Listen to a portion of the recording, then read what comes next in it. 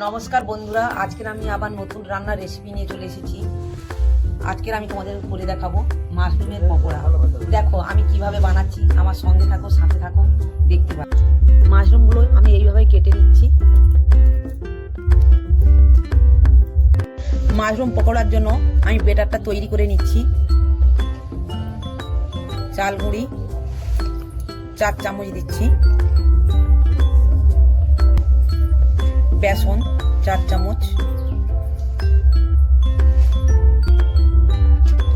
Cornflour 4 চামচ।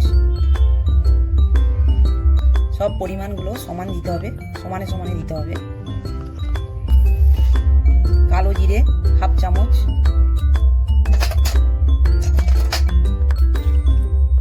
হলদি গুঁড়ি half চামচ, লঙ্কার গুঁড়ো হাফ চামচ, গরম মশলার গুঁড়ো সামান্য,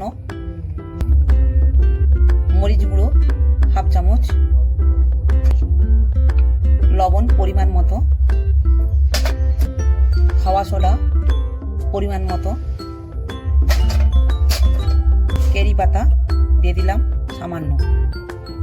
বেটারটাকে এবার আমি ভালোভাবে মিশ্রণ করে নিচ্ছি।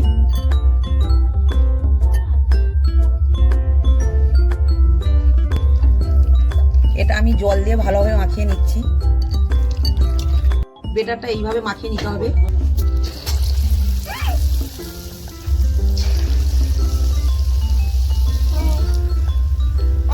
এইভাবে একটা একটা করে ভেজে নিচ্ছি। দেখো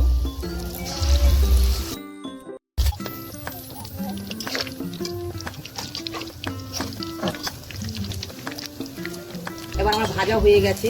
এবার আমি একটা পাত্রে তুলে নেব।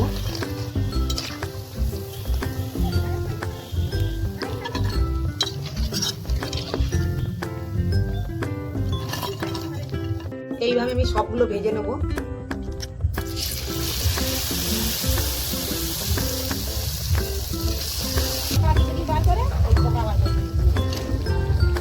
বন্ধুরা, আমার মাশরুম পকোড়া সব ভাজা হয়ে